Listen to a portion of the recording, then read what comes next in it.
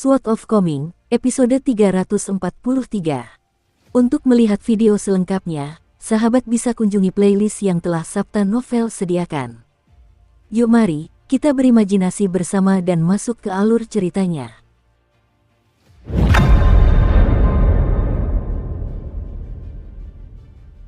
Chen Ping'an agak kesal pada dirinya sendiri, dan dia berpikir seharusnya dia tidak bertindak sembrono. Sebuah pikiran impulsif muncul di benaknya saat itu, yang membuatnya melakukan perjalanan tanpa tujuan sejauh 150 km menyusuri sungai. Pada akhirnya, dia menarik perhatian hantu air dan iblis air dan sekarang diincar oleh mereka. Apa yang akan dia lakukan jika pertempuran pecah? Labu penunjang pedangnya masih berada di tubuh fisiknya, dan gerakannya sangat kaku ketika dia berlatih meditasi berjalan 6 langkah di atas sungai barusan. Pukulannya lemah dan tak bertenaga. Bahkan, sepertinya jiwa Yin-nya secara bawaan lemah dalam seni bela diri dan teknik tinju. Saat ini, Chen Ping'an merasakan ketakutan yang masih menghantui saat ia memikirkan sepasang mata perak sebesar lentera di dasar sungai itu. Seolah membaca pikiran Chen Ping'an, Zhong Kui menjelaskan, jiwa Yin suka berkelana di langit dan bumi pada malam hari. Namun jiwa Yin-mu bersikeras datang ke kuil Dewa Air Sungai Pemakaman selama perjalanan pertamanya keluar dari tubuh fisikmu. Menurut penjelasan para pemurni, ini mungkin menunjukkan bahwa ada kesempatan takdir yang luar biasa di tempat ini. Namun, kamu tetap harus berhati-hati. Ketika berbicara tentang kesempatan takdir, sulit untuk mengatakan apakah kamu akan menikmati keberuntungan atau menderita kemalangan. Kesempatan takdir tidak selalu hal yang baik. Apakah petugas kuil di kuil Dewa Air itu seorang kultivator? Apakah mereka bisa melihat jiwa Yin-ku? Tanya Chen Ping'an. Zhong Kui mendengus dan menjawab, dengan betapa pemarahnya Dewi Air Sungai Pemakaman, dia akan sering menyerbu untuk bertarung dengan iblis air itu. Terlebih lagi, ada begitu banyak jiwa yang teraniaya dan hantu jahat di sungai itu, dan semuanya dikendalikan oleh iblis air itu. Jika demikian, apakah menurutmu tidak akan ada kultivator kuat yang menjaga kuil Dewa Air tempat patung emasnya berada? Jika itu masalahnya, maka iblis air yang menyebut dirinya sebagai Dewa Abadi Huang pasti sudah menelan kuil itu bersama dengan gunung kecil itu sejak lama. Chen Ping'an tersipu malu dan berkata, itu memang masuk akal. Zhong Kui akhirnya mengungkapkan kabar baik, dengan mengatakan, namun, Anda tidak perlu khawatir. Jiwa Yin Anda sangat tidak mencolok, sehingga para kultivator di kuil Dewa Air tidak akan memperhatikan Anda kecuali Anda memasuki kuil untuk mempersembahkan dupa.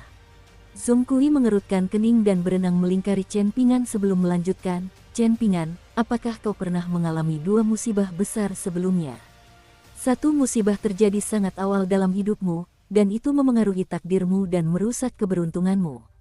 Satu musibah terjadi beberapa tahun yang lalu, dan itu memutuskan jembatan keabadianmu. Apakah aku benar? Chen Ping'an ragu sejenak, tetapi dia tetap mengangguk sebagai konfirmasi. Dia selalu menjadi orang yang sangat berhati-hati, namun kali ini dia membuat pengecualian dan tidak sengaja menyembunyikan apapun. Intinya seperti itu, jawabnya. Hal ini karena Zhong Kui adalah seorang sarjana bangsawan dari Akademi Penakluk Agung. Lebih penting lagi, Zhong Kui telah menyebut nama Tuan Qi sebelumnya. Zhong Kui mengusap dagunya dan tenggelam dalam pikiran. Bagaimana kau bisa mengetahui ini? Tanya Chen Ping'an. Zhong Kui masih menatap Chen Ping'an dari atas ke bawah sambil perlahan menjawab, pohon memiliki lingkaran yang menunjukkan usianya, dan jiwa manusia sebenarnya cukup mirip. Hanya saja tubuh manusia adalah dunia kecil, sedangkan dunia adalah tubuh manusia yang besar. Kulit, darah, daging, tendon, dan tulang manusia seperti dinding pemisah antara kedua entitas tersebut. Melihat ekspresi bingung di wajah Chen Ping'an, Zhong Kui memberikan contoh, dengan berkata, ambil contoh dunia agung dan dunia surgawi.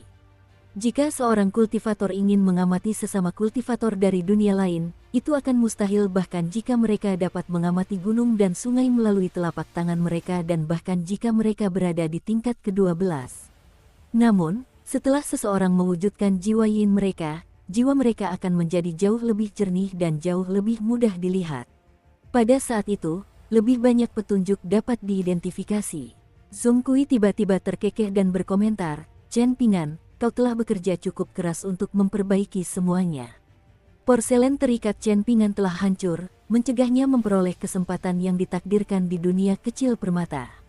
Setelah itu, jembatan keabadiannya juga terputus, menyebabkan tubuhnya menjadi seperti rumah reyot yang bocor karena angin dan hujan. Karena itulah dia terpaksa berlatih jurus guncang gunung untuk tetap hidup. Zhong Kui benar sekali ketika mengatakan bahwa Chen Ping'an telah bekerja sangat keras untuk memperbaiki semuanya. Di masa lalu, ada cendekiawan berbudi luhur Zhou Ju dari benua botol berharga timur yang dapat menjebak lawannya dalam angin astral dan seketika mereduksi mereka menjadi tumpukan tulang hanya dengan melafalkan sebuah puisi. Sekarang, ada cendekiawan mulia Zhong Kui dari benua daun payung yang bahkan lebih kuat dan mendalam. Hal ini menyebabkan Chen Ping'an mengembangkan perasaan yang lebih dalam dan lebih rumit terhadap Akademi Konfusianisme. Apakah kau akan memasuki kuil untuk mempersembahkan dupa? Apakah benar-benar pantas bagi seorang sarjana bangsawan dari Akademi Konfusianisme untuk melakukan ini? Tanya Chen Ping'an. Zhong Kui tak kuasa menahan tawa. Jika beberapa cendekiawan yang lebih teliti di akademi mengetahui hal ini, mungkin memang akan ada kritik. Tapi itu tidak akan menjadi masalah besar. Para cendekiawan tidak sekeras kepala seperti yang Anda kira. Senyum mengejek tiba-tiba muncul di wajahnya, dan dia berkomentar, "Hah. Jadi begitulah jadinya. Berkatmu, aku juga akan bisa merasakan sifat pemarah Dewi Air Sungai Pemakaman." Bibir Zhong Kui bergerak sedikit, menyebabkan arus sungai mengalir di sekitar mereka seolah-olah mereka adalah pilar batu di sungai. Pada saat yang sama, cahaya samar muncul di sekitar mereka, tampak seperti payung besar yang menyelimuti dan menyembunyikan keberadaan mereka. Kemudian, cendekiawan terhormat itu meraih lengan Chen Ping'an dan berkata, "Ayo, kita pergi dan menikmati pertunjukan bersama." Sungai Boreal menjadi sangat keruh dan bergejolak, seolah-olah guntur bergemuruh di sungai itu. Di bagian hilir sungai yang berjarak 2 hingga 3 km dari kuil Dewa Air, sekitarnya telah berubah menjadi medan perang.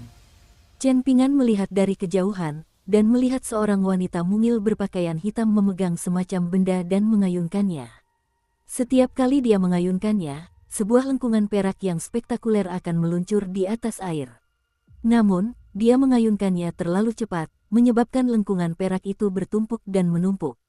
Pada akhirnya, cahaya perak itu tampak seperti lembaran tulisan kursif yang kacau, ditulis dengan sangat bebas dan berani. Sosok di kejauhan itu memancarkan cahaya keemasan yang samar, membuatnya tampak seperti cahaya terang di kedalaman sungai yang gelap gulita. Dia sangat menarik perhatian. Wanita itu sangat pendek, dan ini membuatnya tampak cukup mungil dan imut. Dia juga terlihat cukup muda, meskipun penampilannya biasa saja dan tidak istimewa. Bahkan, dia memiliki wajah agak kekanak-kanakan karena bentuk wajahnya yang bulat. Namun, cahaya keemasan murni di sekitarnya dan tatapan tajam di matanya membuatnya tampak sangat perkasa dan mengesankan. Ada pedang di pinggangnya, pedang di punggungnya, dan bahkan tombak besi di tangannya. Tombak itu sangat panjang, saking panjangnya hingga hampir 2 kali lipat tinggi badannya. Sarung pedangnya berwarna biru langit dan ungu, dan lebih dari setengahnya dibungkus dengan benang emas. Awan berwarna-warni yang berkilauan muncul dari sambungan antara sarung pedang dan gagang pedangnya, dan kemegahan pemandangan ini membuat orang percaya bahwa pedang di dalam sarung itu pastilah senjata yang luar biasa. Dewi Air itu bagaikan embusan angin saat ia melesat bolak-balik di dalam air, tanpa mengalami perlawanan sama sekali. Ia secepat kilat, dan tombak panjang di tangannya menebas tubuh raksasa iblis air itu beberapa kali, menyebabkan awan darah berhamburan ke sekitarnya. Bau darah memenuhi bagian sungai pemakaman ini. Suatu ketika, Dewi Air dipukul oleh kepala iblis air dan terhempas ke dasar sungai, menyebabkan gemuruh keras di sekitarnya. Namun, dia segera bangkit kembali dan menusukkan tombaknya menembus dagu iblis air raksasa itu, menyebabkan ratapan kesengsaraan yang memekakkan telinga menggema di sungai. Setan air itu mengamuk dan mengamuk, menciptakan gelombang besar di permukaan sungai pemakaman. Bahkan, orang-orang biasa yang tinggal di dekat kuil Dewa Air pun memperhatikan pemandangan yang tidak biasa ini. Namun, tidak ada yang takut, malah mereka berjinjit dan memandang ke kejauhan, menganggap ini sebagai hal yang menarik. Wanita bertubuh pendek itu bukan hanya agresif dan cepat dalam serangannya. Dia juga suka mengumpat lawannya saat bertarung. Binatang buas jahat, apakah kau mencoba memberontak melawan surga? Seharusnya kau bersyukur atas keberuntungan leluhurmu karena aku tidak menyerbu dan menyerangmu. Lupakan saja, kau adalah binatang buas keji yang tidak memiliki leluhur, bukan? Karena kau berani mendekati kuilku, izinkan aku mengambil beberapa ratus kilogram daging darimu kali ini. Jangan berpikir aku takut padamu hanya karena kau punya sekutu di istana kekaisaran dan kau mengirim 800.000 tael perak ke kota Meraj setiap tahun. Kau sudah berusaha mencabut gelarku sebagai gubernur komando selama ini, tapi apa bedanya jika kuilku menjadi kuil ilegal di Kekaisaran Kuan Agung? Apa bedanya jika aku mengorbankan patung emasku? Jika aku mengatakan akan memotongmu menjadi 18 bagian, aku pasti tidak akan memotongmu hanya menjadi 17 bagian. Ayo, binatang buas yang menjijikkan, kemarilah dan terima serangan tombakku lagi. Setelah pertempuran kita usai, aku akan meminta dapurku untuk membuat semangkuk mie belut goreng. Rasanya sangat lezat. Setan air itu berukuran kolosal dan berwarna emas, namun tubuhnya telanjang dan tanpa sisik. Kontras yang aneh ini menjijikkan dan membuat mual. Iblis air ini pernah tinggal di sebuah danau terkenal di Kekaisaran Kuan Agung. Semua makhluk di dunia dapat menjadi roh setelah hidup cukup lama, hanya saja kecepatan kultivasi mereka akan sangat lambat. Meskipun iblis air itu telah memperoleh kesempatan takdir yang besar sejak lama dan mencapai ambang tingkat gerbang naga setelah berkultivasi dengan sungguh-sungguh selama 600 tahun, ia terjebak di ambang batas tersebut selama 100 tahun penuh. Setelah itu, berkat bimbingan dari sosok perkasa yang sedang melintasi danau, iblis air meninggalkan rumah lamanya dan naik ke darat. Ia mengalami banyak rintangan dan kesulitan, dan mulai berjalan menyusuri sungai dari hulu sungai pemakaman, meniru tindakan naga banjir yang menyeberangi sungai. Hal ini memungkinkan iblis air untuk menembus penghalang dan maju ke tingkat gerbang naga. Seandainya iblis air itu dibiarkan terus berjalan menyusuri sungai tanpa halangan, hingga akhirnya sampai di persimpangan antara sungai dan sungai besar dan akhirnya memasuki laut, mungkin ia bisa membentuk inti emas dan maju ke tingkat inti emas. Namun, di luar dugaan, keadaan berubah menjadi lebih buruk ketika dia melewati kuil Dewa Air di Burial River. Wanita terkutuk itu benar-benar marah padanya karena telah membunuh beberapa manusia fana, dan dia mengklaim bahwa dia akan menegakkan keadilan untuk surga. Bahkan, dia sampai mempertaruhkan nyawanya. Iblis air itu baru saja naik ke tingkat gerbang naga pada saat itu, jadi ia sangat percaya diri dan tidak terlalu memperhatikan Dewi Air. Ada juga Dewa Air di rumah lamanya, danau terkenal di Kekaisaran Kuan Agung, namun Dewa Air ini hanyalah bawahan yang tunduk padanya. Dewa Air itu akan berlutut dan membungkuk di hadapannya, dan bahkan akan mempersembahkan upeti setiap tahun. Dimulai dari bagian sungai pemakaman di luar kuil Dewa Air, keduanya terus bertarung dan bergerak ke hulu, melepaskan intensitas sedemikian rupa sehingga air sungai meluap lebih dari 150 km melewati setiap tepian. Untungnya, itu adalah tepian sungai yang sepi tanpa penghuni. Berkat hal inilah manusia fana tidak terpengaruh. Yang mengejutkan, iblis air itu lebih lemah daripada Dewi Air saat bertarung di bawah air, sehingga akhirnya ia tidak punya pilihan selain kembali ke hulu dan memulihkan diri selama beberapa puluh tahun. Setelah menstabilkan kultivasinya, ia memperoleh kemampuan untuk mengambil wujud manusia. Dengan demikian, ia berubah menjadi seorang pria kekar dan berjalan ke darat dengan membawa banyak harta berharga. Ia sendiri mengunjungi kediaman pengembara hijau untuk meminta maaf dan memohon pengampunan, namun wanita bodoh terkutuk itu secara mengejutkan menyerangnya tanpa mengucapkan sepatah kata pun. Iblis air juga meledak dalam amarah yang hebat saat itu, dan kedua belah pihak melepaskan semua harta abadi mereka.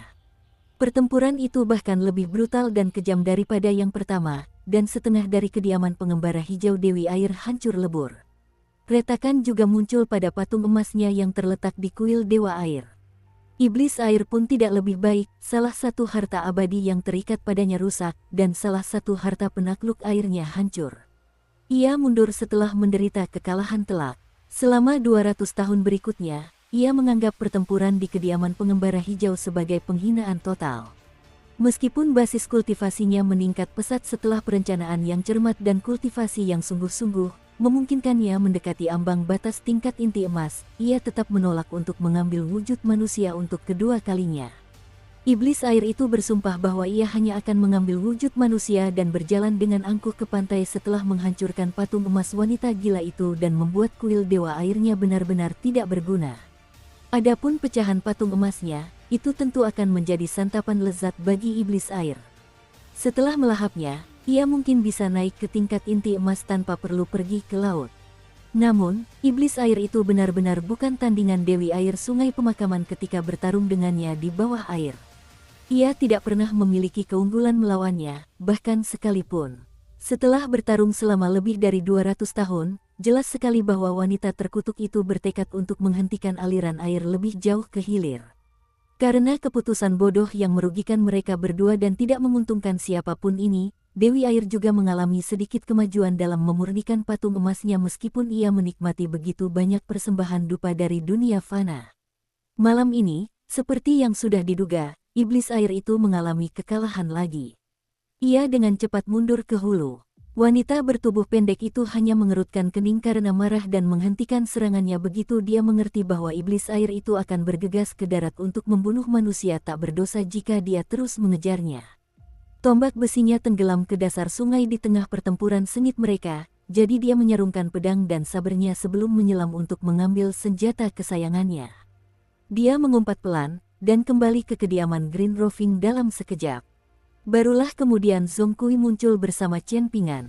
Mereka berdua berenang ke tepi pantai dan berjalan menuju kuil Dewa Air. Yang mengejutkan Chen Pingan, ada hampir 1000 orang berdiri di luar kuil, menunggu kuil dibuka agar mereka bisa masuk untuk mempersembahkan dupa. Bagian bawah gunung dipenuhi kereta kuda dan kereta gantung, sementara area di luar kuil ramai dengan banyak warung jajanan. Ditambah lagi dengan fenomena aneh yang terjadi di hulu sungai pemakaman barusan, semua orang tampak sangat riuh dan bersemangat. Zhong Kui menemani Chen Pingan saat ia berjalan untuk melihat lempengan giok putih itu, yang masing-masing tampak seperti tunas bambu yang muncul dari tanah setelah hujan musim semi. Sebagian besar lempengan giok putih berisi doa memohon hujan, dan sebagian besar didirikan oleh kaisar-kaisar terdahulu dari Kekaisaran Kuan Agung serta para pejabat setempat. Beberapa lempengan giok juga berisi dekrit kekaisaran di mana para kaisar mengakui kesalahan dan mencela diri mereka sendiri. Tentu saja, ada juga lempengan giok yang didirikan setelah berhasil berdoa dan menerima hujan, sebagai ucapan terima kasih kepada Dewa Air karena telah menganugerahkan hujan ke tanah. Chen Pingan membaca sekilas beberapa jenis lempengan giok ini dengan sangat cepat. Zhong Kui telah berjalan ke bagian paling depan dari deretan lempengan giok di hutan, dan berjongkok di tanah sambil menatap sebuah lempengan batu kuno yang sudah sangat lapuk. Hanya beberapa lusin kata yang masih terbaca, dan sebagian besar isi aslinya telah hilang.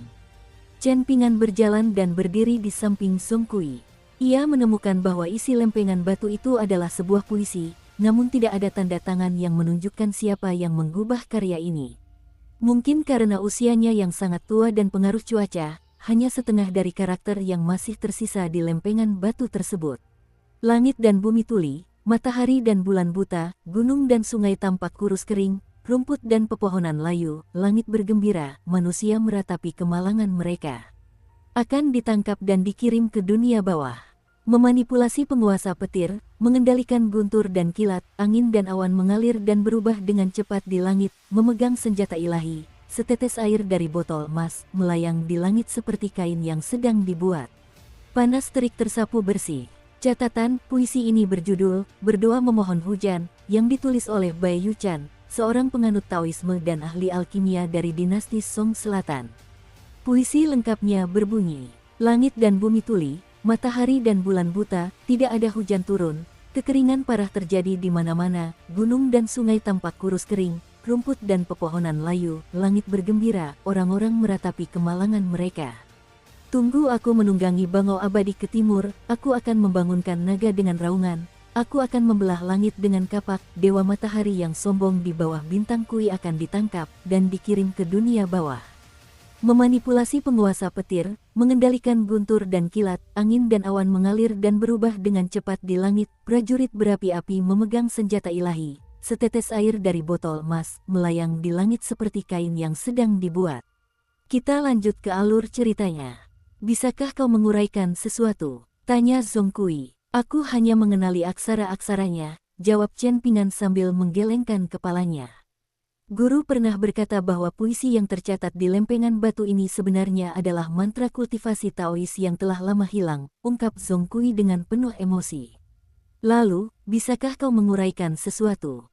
Tanya Chen Pingan. Saya hanya mengenali aksara-aksaranya, jawab Zhong Kui dengan serius. Chen Pingan tertawa kecil sebagai tanggapan. Mereka berdua berdiri, dan mereka melihat bahwa bagian depan kuil Dewa Hujan masih dipenuhi orang. Karena kalian, aku mungkin tidak bisa lagi mempersembahkan dupa pertama, gerutu Zhong Kui. Namun, rasa tak berdaya dengan cepat menyelinap ke dalam suara Zhong Kui saat dia melanjutkan, para pejabat dan bangsawan kaya pasti sudah menunggu di pintu belakang. Pintu kecil itu akan terbuka 15 hingga 30 menit lebih awal daripada pintu masuk utama. Dengan kata lain, rakyat jelata dapat menunggu di sini berhari-hari dan bertahun-tahun jika mereka mau, tetapi mereka tidak akan pernah bisa mempersembahkan dupa pertama kecuali mereka pergi ke belakang dan meyakinkan petugas kuil untuk secara pribadi membukakan pintu belakang untuk mereka. Chen Pingan ragu sejenak sebelum berkata, ada pepatah Buddha di kampung halaman saya yang berbunyi, jangan melihat keluar.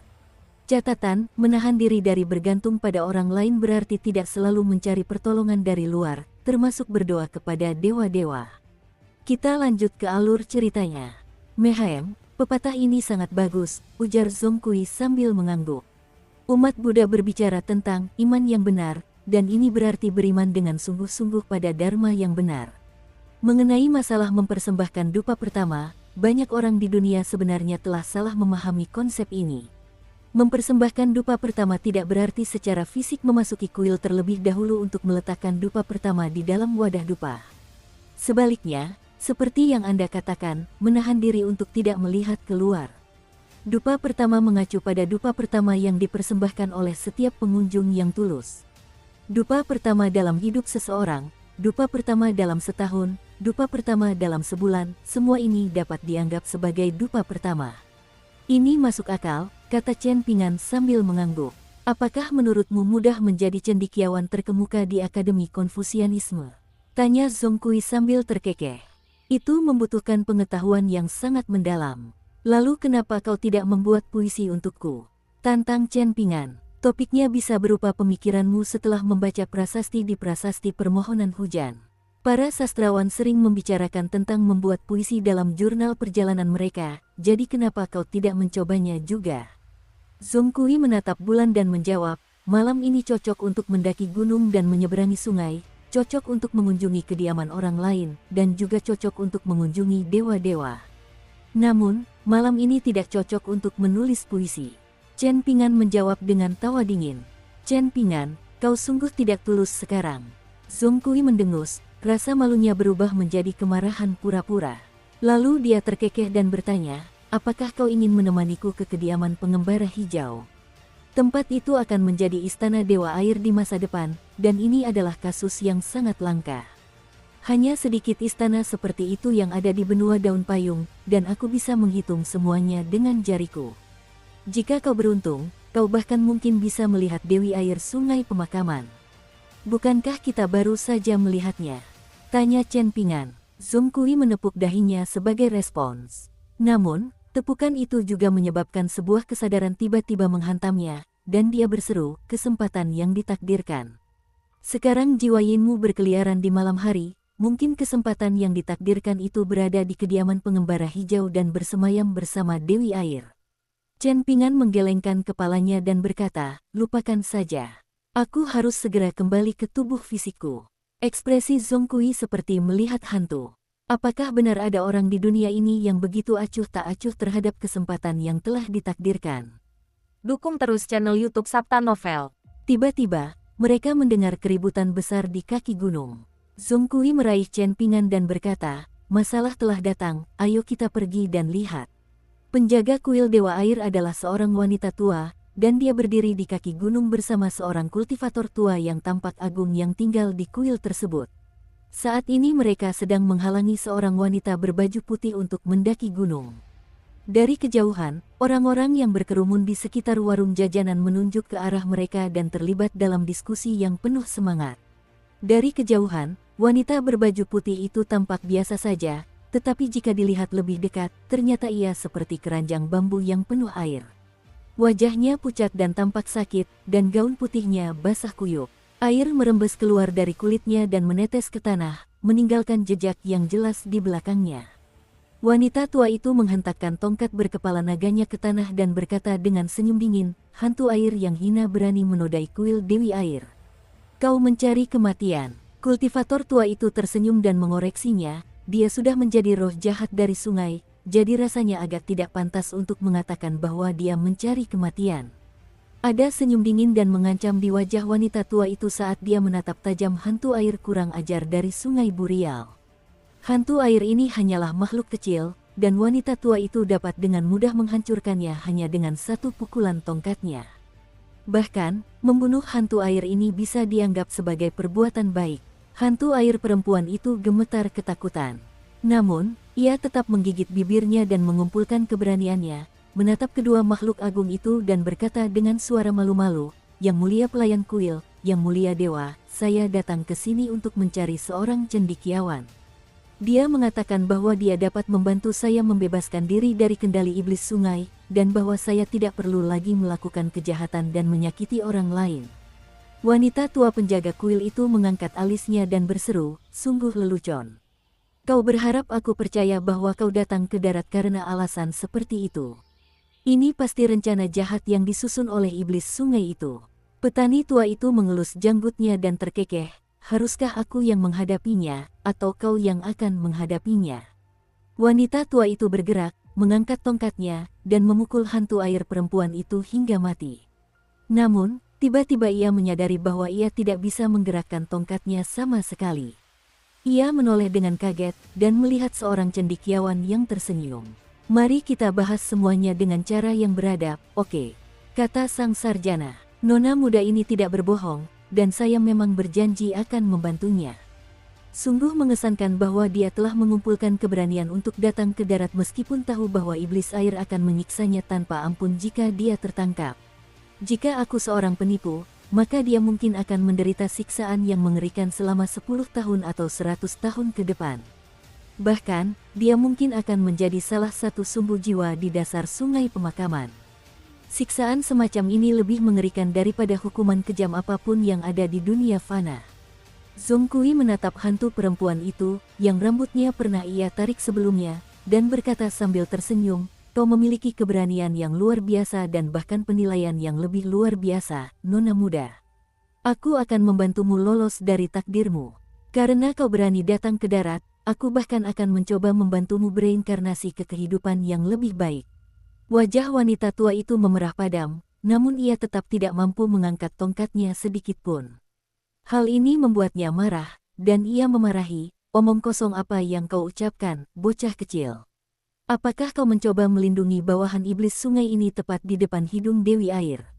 Wajah kultivator tua itu tampak muram, dan kata-katanya dipenuhi racun saat ia berkata, "Orang ini tampaknya memiliki motif tersembunyi.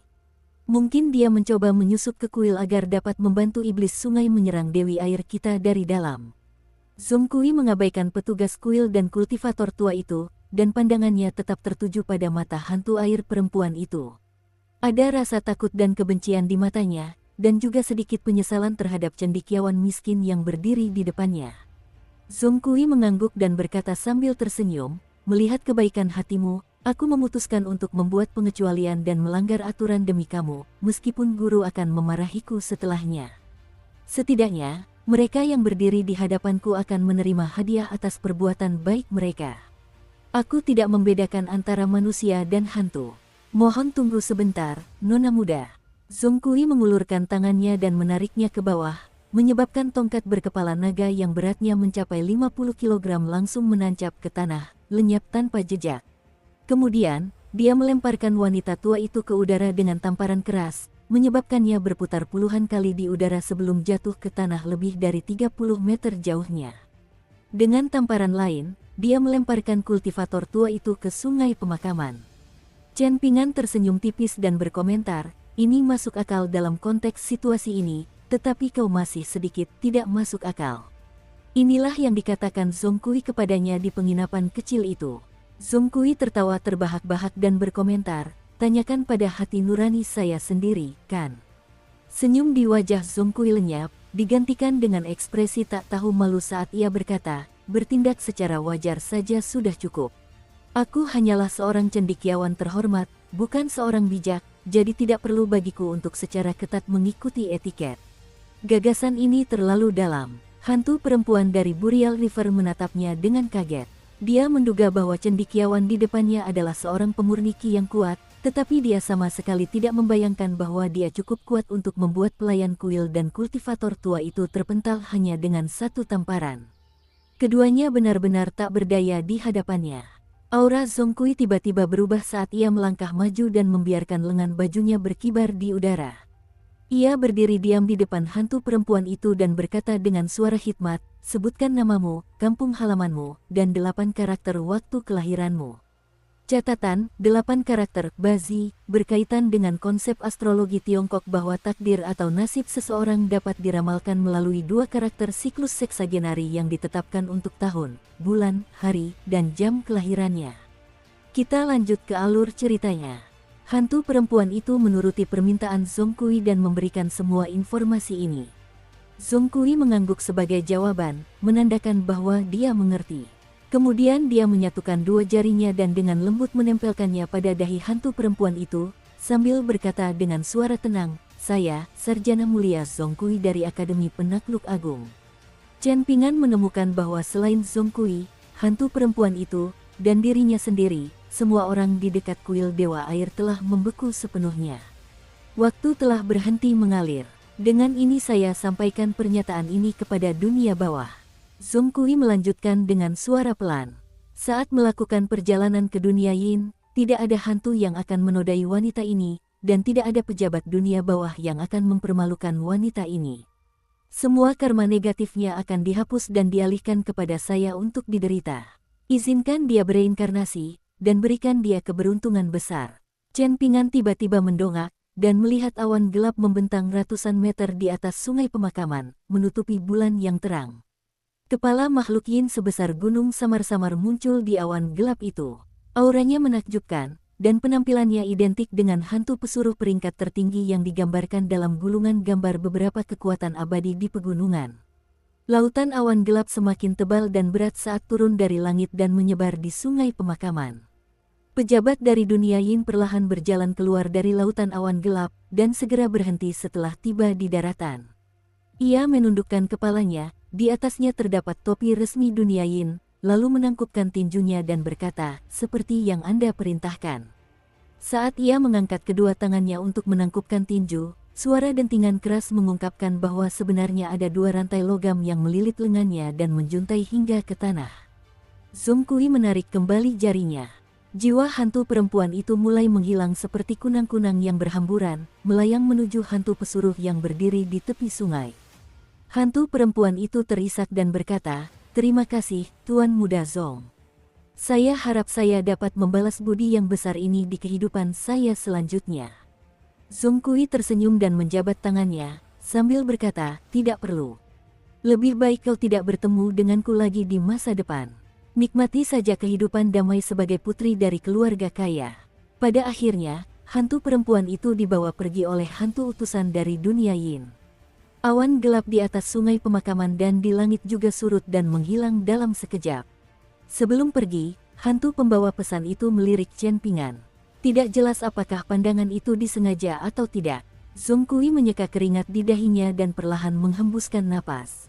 Kemudian dia menoleh ke Chen Pingan dan berkata, benar sekali, jiwa Yinmu berbeda. Kau tidak ditekan tadi, mungkin kau pernah berjalan di sepanjang sungai waktu sebelumnya. Ini pasti mustahil, kan? Chen Pingan menghindari pertanyaan Zongkui, dan malah berkata, kurasa Jiun yang mungkin akan menyukaimu. Mata Zongkui berbinar, dan dia berseru, kau benar-benar berpikir begitu. Aku hanya bersikap sopan, jangan dianggap terlalu serius, jawab Chen Pingan sambil tersenyum tipis. Zongkui tak kuasa menahan senyum getirnya. Apakah aku benar-benar berhasil melakukan transaksi yang melanggar aturan ini? Gumamnya pada diri sendiri. Tiba-tiba ia memiringkan kepalanya dan mengelus dagunya, mendecakkan lidah karena kagum dan menyatakan, aku sangat mengesankan. Jarang sekali menemukan pria setampan dan secakap aku. Chen Pingan mengangguk dan setuju, kamu bahkan bisa menulis sajak murahan dan bekerja sebagai akuntan. Zhong Kui menghela napas sedih dan meratap, berbincang denganmu sungguh melelahkan. Kediaman Green Roving tidak dibangun di dekat Sungai Burial, melainkan terletak di lembah pegunungan yang berjarak lebih dari 5 km. Tidak ada jalan setapak di dekat bagian sungai ini, sehingga pegunungan tersebut menjadi terpencil dan jarang penduduknya. Akibatnya, sangat sulit bagi para pejabat setempat untuk mengunjungi kediaman Green Roving. Untungnya, Dewi Air adalah dewa yang sulit ditemukan, jarang menampakkan diri dan jarang memberikan audiensi kepada orang lain. Ini menghemat banyak perjalanan dan kerja keras para pejabat. Jika tidak, para pejabat provinsi dan prefektur perlu mengunjungi kediaman Dewa Gunung dan kediaman Dewa Air setiap tahun sekali. Ini sudah menjadi kebiasaan.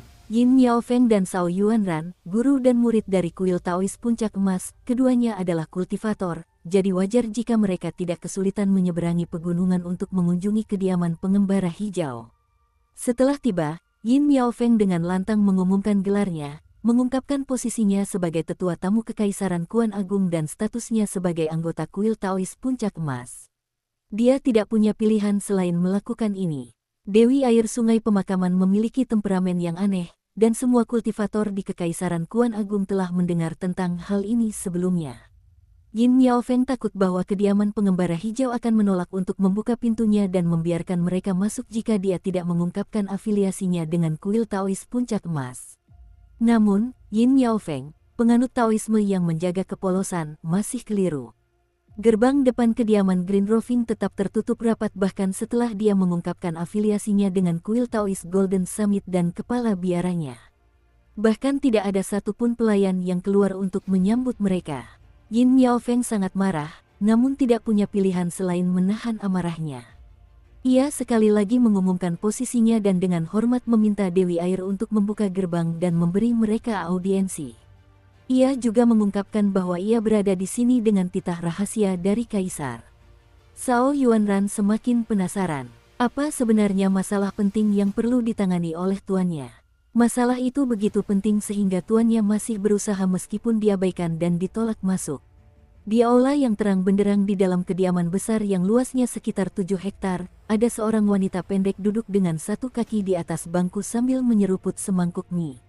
Lebih tepatnya, dia sedang menyeruput sepanci besar mie, ukurannya lebih dari 2 kali ukuran kepalanya. Ini adalah mie belut goreng. Banyak pelayan dan pembantu rumah tangga berdiri di sekitar aula besar, dan semuanya adalah hantu air yang telah meninggal secara tidak adil di Burial River. Nyonya, Anda benar-benar tidak akan mengabulkan permintaan audiensi kepada 2 pendeta Tao dari kuil Tao Puncak Emas? Tanya salah satu pelayan tua. Dewi Air itu bahkan tidak mengangkat kepalanya, dan sumpitnya terus bergerak cepat sambil menyeruput mie dengan keras. Suaranya teredam saat dia menjawab, aku tidak akan memberi mereka apapun. Mereka mengulang retorika yang sama berulang-ulang, dan itu sangat menjengkelkan. Tiba-tiba ia mendongak ke arah seorang koki berwajah jujur yang sedang melepas lengan bajunya, dan ia memuji, mie-nya dimasak dengan sangat baik. Namun, ingatlah untuk menambahkan sedikit lebih banyak cabai lain kali, Anda sebaiknya menambahkan 3 atau 4 ons. Itu akan membuat mie-nya lebih lezat. Oh, dan ingat juga bahwa sebaiknya gunakan cabai, Facing Heaven, dari toko Pak Liu. Cabainya memiliki rasa yang paling otentik. Koki itu tampak gagap, dan dia mengangguk lalu menjawab, Nyonya, saya mengerti. Wanita bertubuh pendek itu memutar matanya dan mendengus, Nyonya, ibumu sialan. Aku masih gadis muda. Jantungnya tiba-tiba berdebar kencang, dan dia membanting sumpitnya ke meja sebelum dengan cepat berdiri dengan tatapan penuh amarah di wajahnya. Sialan, ada yang berani membuat masalah di kuilku. Apakah mereka ingin dipukuli? Kepulan asap muncul di atas meja, naik seperti asap dupa yang melingkar. Bersamaan dengan itu, terdengar juga suara seorang wanita tua. Dewi Air itu mendengarkan dengan saksama, dan masih dipenuhi niat membunuh. Dia bersendawa puas sebelum buru-buru membungkuk untuk memakan suapan besar mie belut goreng lagi. Baru kemudian dia menyeka mulutnya dan melangkah keluar. Sebelum sampai di pintu, dia menoleh ke pelayan tua itu dan berkata, aku perlu pergi ke kuil sebentar, jadi kau bisa pergi ke pintu depan dan mengantar kedua tamu ini.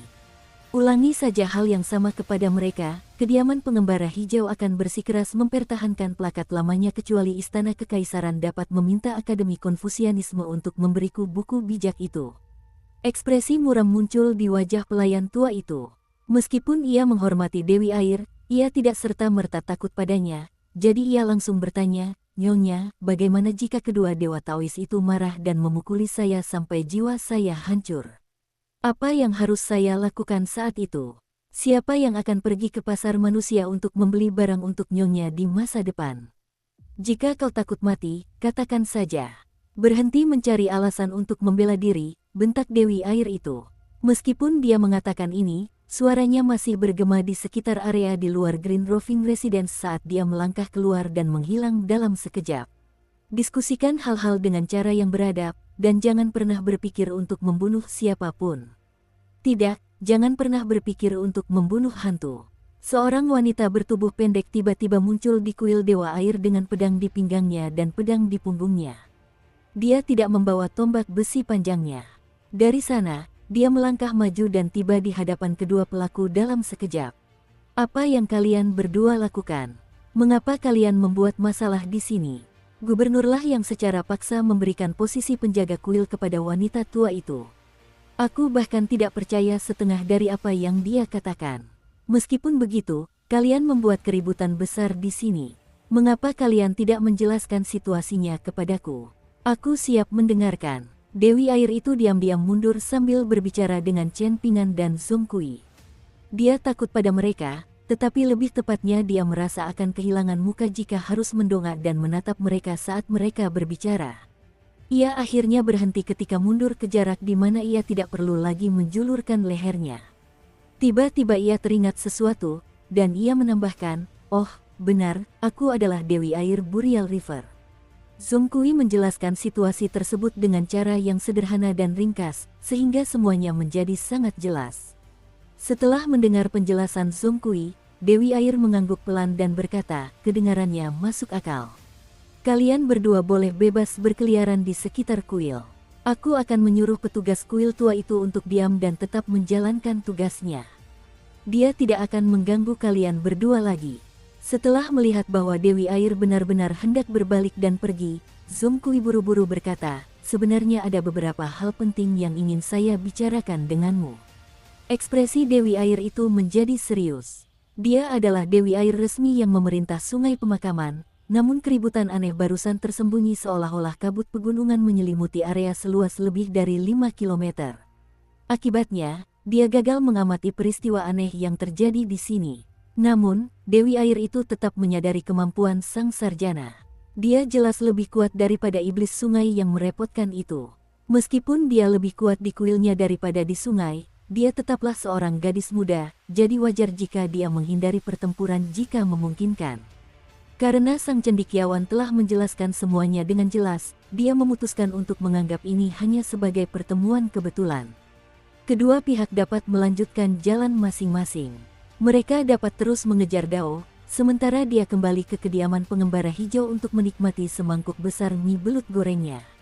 Namun, secara tak terduga, sang cendekiawan justru mengklaim bahwa ia memiliki hal-hal penting untuk dibicarakan dengannya. Mungkin dia juga berada di sini untuk membahas promosi Green Roving Residence miliknya menjadi Green Roving Palace. "Apakah kau dari Akademi Penakluk Agung?" tanyanya terus terang. Zhong Kui tersenyum dan menjawab, "Tebakanmu tepat sekali, Nona Dewi Air." "Benar sekali. Berhenti, berhenti, berhenti. Berhenti di situ. Jangan mencoba memulai dengan, tentu saja." Dewi Air mengangkat tangan dan memotong ucapan Zhong Kui sebelum dia mulai memujinya, lalu membentak, "Benar sekali, cendekiawan sepertimu memang gemar menyanjung orang lain." Chen Pingan menganggap ini sangat menarik. Zhong Kui menggaruk kepalanya dan bertanya, "Apakah benar-benar tidak mungkin bagimu untuk meminta kitab klasik Konfusianisme alternatif? Tahukah kau betapa merepotkannya bagi Kaisar Kekaisaran Kuan Agung untuk menghadapi kekeras-kepalaanmu? Mungkin cendekiawan terhormat di kota Meraj juga akan frustrasi dengan kekeras-kepalaanmu yang bodoh. Bukannya Akademi Penakluk Agung itu tidak masuk akal dan sombong, melainkan permintaanmu memang terlalu tidak masuk akal." Dewi Air mengangguk dan menjawab, aku sadar bahwa permintaanku sangat tidak masuk akal. Karena itu, kalian bisa saja menolak permintaanku. Bukannya aku peduli apakah kediaman pengembara hijau akan dipromosikan menjadi istana pengembara hijau atau apapun. Oh, benar, aku harap Akademi tidak akan melampiaskan kemarahannya pada istana kekaisaran Kuan Agung. Jika Akademi benar-benar marah, maka mereka bisa datang ke sini dan menargetkanku. Aku akan bertanggung jawab atas tindakanku sendiri. Ini adalah hal terkecil yang bisa dilakukan kediaman pengembara hijau. Raut wajah Zongkui menunjukkan ketidakberdayaan saat ia berkata, aku benar-benar tidak mengerti ini. Mengapa kau bersikeras mendapatkan kitab klasik Konfusianisme yang ditulis oleh orang bijak itu, Nona Dewi Air? Mungkin kau kenal dengan orang bijak itu. Dewi Air Sungai Burial menggelengkan kepalanya dengan sungguh-sungguh dan menjawab, aku hanyalah Dewi Air yang rendahan, jadi bagaimana mungkin aku bisa mengenal sang bijak terpelajar yang bahkan lebih berpengetahuan daripada langit? Aku hanya pernah membaca salah satu bukunya, dan aku merasa setiap karakter dalam esainya adalah permata. Buku-bukunya jauh lebih baik daripada buku-buku sang bijak etiket yang menjabarkan prinsip-prinsip agung, namun terhambat oleh cara penjelasannya yang membosankan. Buku-bukunya juga jauh lebih baik daripada buku sang bijak kedua, yang pengetahuannya sedikit lebih rendah daripada sang bijak etiket. Mehaem, sang bijak agung bisa dianggap setara dengan sang bijak kedua. Zongkui mengerjap kebingungan dan berseru, Nona Dewi Air, apakah Anda benar-benar mengucapkan ini di depan seorang sarjana terhormat dari Akademi Konfusianisme? Apakah Anda tidak takut disambar petir sampai mati? Zongkui berasal dari garis keturunan paling ortodoks dari sang bijak kedua, dan gurunya yang terhormat, Master Gunung dari Akademi Penakluk Agung, juga merupakan seseorang yang lulus dari kediaman sang bijak kedua di benua ilahi Bumi Tengah. Meskipun Zongkui marah, dia tidak akan sampai melukai Dewi Air yang berdiri di depannya. Namun, hati nuraninya akan merasa terganggu jika dia tidak menakut-nakuti Dewi itu. Alasan sebenarnya di balik tindakannya tentu saja karena Zongkui takut tuannya, yang menjaga wilayah tengah benua daun payung, akan mengetahui keributan di sini. Jika tuannya menggunakan kemampuan mistis untuk mengamati daerah ini, namun dia gagal untuk maju dan berbicara demi garis keturunannya, bukankah dia akan dimarahi habis-habisan oleh tuannya begitu dia kembali? Mungkin menyadari bahwa ucapannya yang ceroboh bisa dianggap sebagai penghujatan, Dewi Air itu berkedip dan berkata, aku masih punya semangkuk mie yang belum habis di rumah, jadi aku benar-benar harus pergi sekarang. Mie itu tidak akan enak lagi jika sudah dingin. Chen Pingan tetap diam berdiri di samping Sarjana Mulia dan Dewi Air. Namun, berbagai macam emosi indah berkecamuk di benaknya saat ini.